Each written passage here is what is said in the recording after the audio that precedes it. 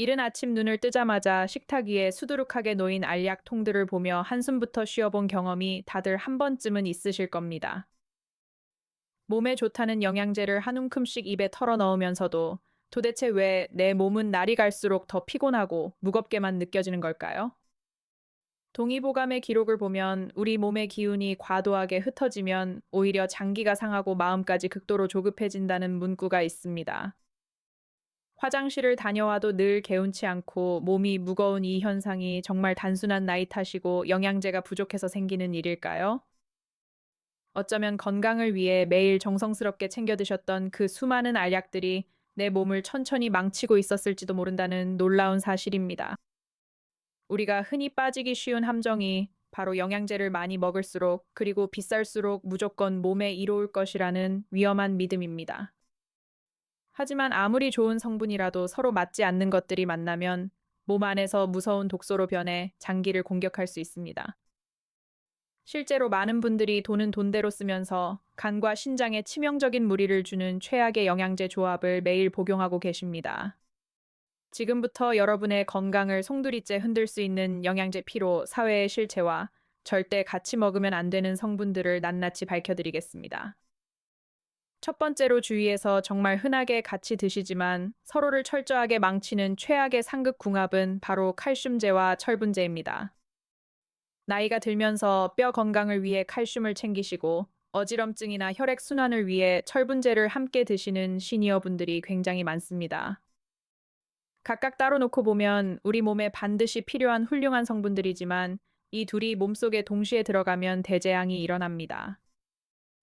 두 성분이 이동하는 흡수 통로가 똑같기 때문에 서로 먼저 들어가려고 싸우다가 결국 둘 다 흡수되지 못하고 배출되어 버립니다.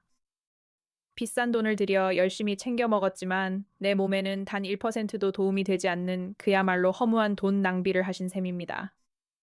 따라서 두 성분을 모두 드셔야 한다면 철분제는 공복에 칼슘제는 식후에 최소 몇 시간의 간격을 두고 따로 드시는 것이 도움이 될 수 있습니다. 두 번째로 심각한 부작용을 초래할 수 있어 각별히 주의해야 하는 조합은 바로 지용성 비타민제와 과도한 항산화제입니다. 비타민 A나 D, 그리고 이는 우리 몸에 들어오면 수용성 비타민과 달리 소변으로 쉽게 배출되지 않고 체내에 축적됩니다. 여기에 몸에 좋다는 항산화제까지 무분별하게 중복으로 복용하면 지용성 성분이 과도하게 쌓여 예상치 못한 증상을 유발할 수 있습니다. 성분이 과잉 축적되면 뇌압이 상승하여 원인 모를 두통이나 메스꺼움이 생길 수 있고 심지어 신경세포에 부정적인 영향을 줄 수도 있습니다. 종합 비타민을 고르실 때는 지용성 성분은 안전한 양으로 배합되어 있고 수용성 비타민의 비중이 적절한지 성분표를 꼭 확인하셔야 합니다. 세 번째로 혈관 건강을 지키려다 오히려 출혈의 위험을 높이는 치명적인 조합은 오메가3와 혈액 응고 억제제입니다. 피를 맑게 해준다고 해서 오메가3를 필수품처럼 드시는데 만약 평소에 아스피린이나 혈전약을 복용 중이시라면 반드시 멈추셔야 합니다. 오메가3 자체도 혈액을 묽게 만드는 성질이 있기 때문에 의약품과 함께 복용하면 그 기능이 과도하게 증폭되어 혈액 응고를 방해합니다. 이런 상태가 지속되면 상처가 났을 때 피가 잘 멈추지 않거나 뇌혈관처럼 미세한 곳에서 출혈 위험을 높이는 원인이 될 수 있습니다. 특히 중요한 수술이나 시술을 앞두고 계신 시니어 분들이라면 최소 일주일 전부터는 오메가3 복용을 중단하는 것이 안전합니다. 마지막 네 번째로 아무런 효과 없이 알약만 낭비하게 만드는 허무한 조합은 바로 유산균과 항생제의 동시 복용입니다. 감기나 염증 치료를 위해 병원에서 처방받은 항생제는 몸속에 나쁜 균을 죽이는 역할을 하지만 안타깝게도 유익균까지 모두 전멸시킵니다.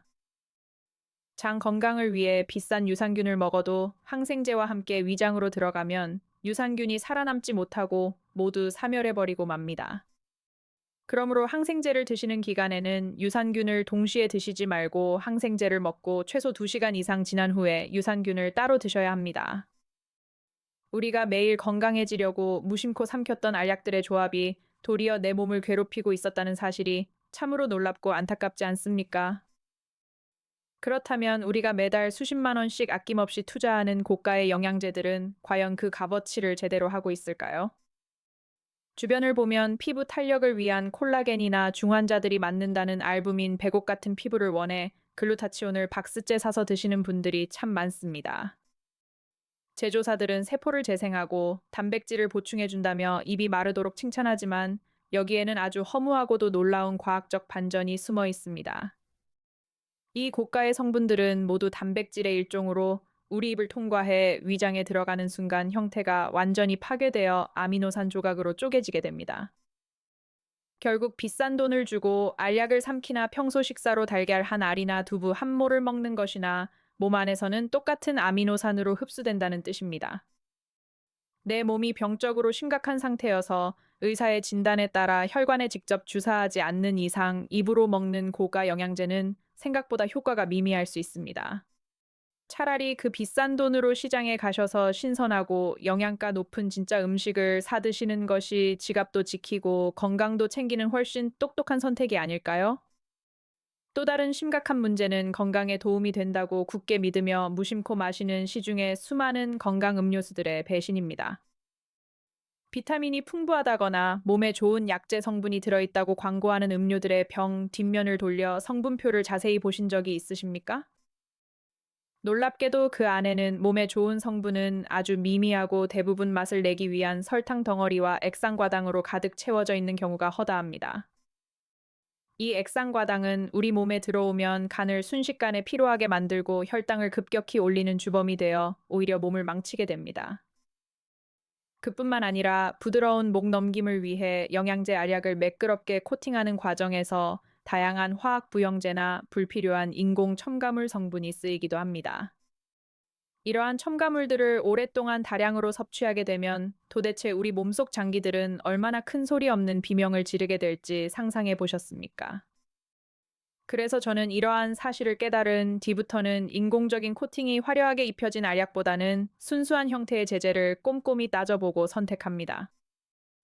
지금 이 영상을 보시면서도 나도 요즘 몸이 예전 같지 않은데 영양제 때문인가 하고 걱정스러운 마음이 드시는 분들이 분명 계실 겁니다. 그렇다면 지금부터 내 몸이 한계에 다다라 제발 영양제를 멈춰달라고 애타게 보내는 5가지 위험 신호를 확실하게 짚어드리겠습니다. 첫 번째 신호는 화장실에서 만나는 소화기 이상으로 대변에 기름기가 둥둥 뜨는 지방변을 보거나 유독 지독한 악취가 나는 경우입니다. 이는 영양제 속에 포함된 과도한 성분들을 소화하기 위해 우리 몸의 췌장과 담낭이 분비하는 소화 효소가 완전히 고갈되었다는 명백한 경고입니다. 두 번째 신호는 이유 없이 속이 메스껍고 두통이 찾아오는 증상인데, 이는 앞서 말씀드린 지용성 비타민이 과도하게 축적되어 생기는 부작용일 수 있습니다. 성분이 체내에 너무 많이 쌓이면 뇌압을 상승시키고 구토나 심한 두통을 유발하며 심한 경우 신경세포를 자극해 경련까지 일으킬 수 있어 아주 위험합니다. 세 번째 신호는 거울을 볼 때 나타나는데 갑자기 피부가 극도로 건조해지거나 머리카락이 한 움큼씩 빠지는 탈모와 원인 모를 발진 증상입니다. 이는 몸에 좋다고 챙겨 먹은 비타민 A나 황산화 성분인 셀레늄이 과잉 섭취되었을 때 피부 장벽이 무너지면서 나타나는 대표적인 독성 반응입니다. 네 번째 신호는 손발이 유독 찌릿찌릿 저려오거나 발바닥에 두꺼운 양말을 하나 더 신은 것처럼 감각이 둔해지는 신경계 증상입니다. 비타민 B육과 같은 성분을 장기간 과다 복용하면 말초신경에 무리를 주어 이런 저림 현상이 생길 수 있으니 즉시 복용을 중단하는 것이 현명합니다. 다섯 번째 신호는 가슴이 갑자기 쿵쾅거리며 두근거리거나 옆구리가 찌르는 듯이 아프면서 소변의 거품이 유독 많이 일어나는 증상입니다. 칼슘이나 비타민 D, 그리고 비타민 C를 너무 과하게 먹으면 콩팥에 무리를 주어 결석을 만들고 신장 기능을 떨어뜨리는 원인이 될 수 있습니다. 만약 이 5가지 신호 중 단 하나라도 해당되신다면 건강을 위한 행동이 오히려 병을 키우고 있는 것은 아닌지 반드시 돌아보셔야 합니다. 이제 무서운 경고를 들으셨으니 도대체 어떻게 해야 이 영양제 피로 사회에서 벗어나 진짜 건강을 찾을 수 있을지 무척 궁금하실 겁니다. 그 놀랍고도 명쾌한 해결책은 멀리 있는 것이 아니라 우리가 매일 마주하는 부엌 식탁 위에서 아주 쉽고 간단하게 시작할 수 있습니다. 한 움큼의 알약에 의존하기보다 내 몸을 진정으로 살리는 올바른 식습관과 꼭 필요한 한 알의 선택법을 지금 바로 공개해 드리겠습니다. 알약 한 움큼을 털어넣는 것보다 우리 몸에 훨씬 더 안전하고 효과적인 진짜 보약은 바로 신선한 제철 음식을 통한 영양 섭취입니다.